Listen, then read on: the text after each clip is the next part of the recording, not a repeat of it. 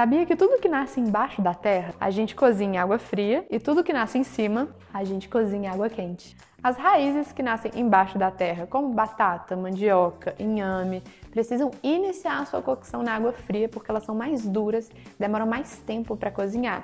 Então assim a gente vai conseguir que elas cozinhem de forma uniforme.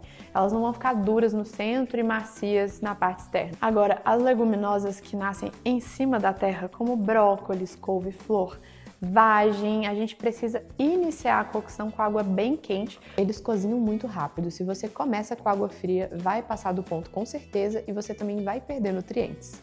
E aí, já sabia dessa dica? Salva para você não perder e me segue aqui se você quer aprender a cozinhar.